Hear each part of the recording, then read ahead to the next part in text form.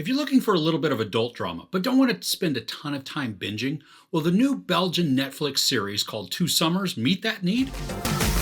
A relaxing vacation changes into a nightmare when a group of friends is blackmailed with footage from a terrible week 3 decades prior. So within the first 2 minutes of this series, we learn that a man is being blackmailed for a sexual assault that was captured on tape about 30 years prior.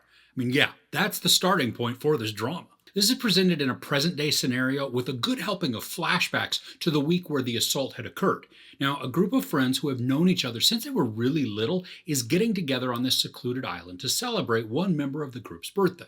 As the group arrives on the island getaway, which, it's truly just this mansion on a private island, the feel of this gives off kind of a "and then there were none" mixed with the big chill. Now, this isn't a murder mystery or a memorial, but the setting and the ominous tone that is felt right from the beginning certainly put those scenarios into my head. We get a ton of development on the characters through the use of the flashbacks to back when the group was in their late teens to early 20s. Now, we get to see not only their dynamics, but we see so much insight into each of them as individuals. We can see how some are high-strung and constantly searching for their peers' approval, or some are utterly just laid back and seemingly don't have a care in the world. There's the one who's the caregiver of the group, very in tune with feelings and behaviors, and some that are just there to enjoy life. It's fun to see how then they appear as adults, because the traits they had as young adults are still pretty prevalent and evident in their now adult behaviors. Now, there's a good deal of tension that comes from the blackmail threat, but it's made even more dire because of the ramifications that it can have on the group.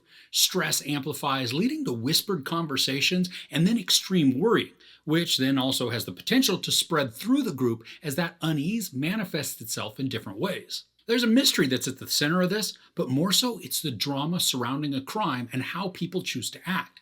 And while the crime itself is very black and white when it comes to right and wrong, there are more things to consider within the group, leading to some very anxious situations. The morality play that takes center stage is very intriguing as different conversations begin to emerge. Now, I really like the questions that were raised and watching how the characters reacted to certain information. Through this, I think there are definite characters that become much more sympathetic over the course of the series, with then a few that become very unlikable. And the secrets and lies that come into play within this narrative also help to flesh out the characters, giving us deeper insight into their values and their motivations, which I then think provides an even greater understanding of a character. When people are situated in a confined space, even if it's a private island, there's nowhere to run. So if there's drama that's threatening to unfold, it's going to come out, and typically in ugly ways. I like how this played out through conversations, which got very uncomfortable at times. Now, some of the discussions made me squirm a bit because of what was being revealed and then how it was being handled. This is 6 episodes with each of them about 45 minutes, so it does go by pretty quickly. But that being said, I think this could be cut down even more. Now, I wouldn't cut the present day stuff because those sequences are where the drama is building and it continues to build. But the flashbacks, they get repetitive where we see the same sequences several times.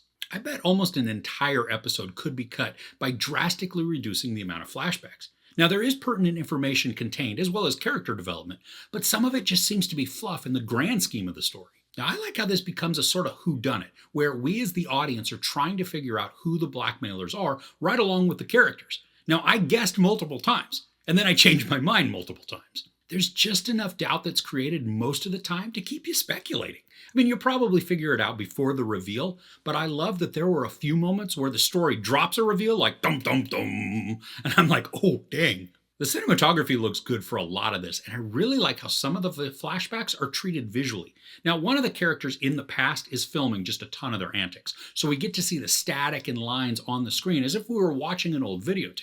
And a lot of the shots, especially in the present, are framed so that we're more intimate with the characters. Like we get to be in close and part of their secret conversations as they whisper between themselves. But there are also moments that capture the beauty of the island with the deep blue waters and the lush green trees that are surrounding the mansion. Despite the beauty of the location and the handsomeness of the cast, there's still an ugliness and melancholy that permeates the show. It's hard not to when the central story element is a sexual assault. It's a heavy narrative, but one that is fascinating and enveloping. So overall, Two Summers is a drama dealing with a serious topic, but adds in the complication of nuanced long-term friendships and relationships.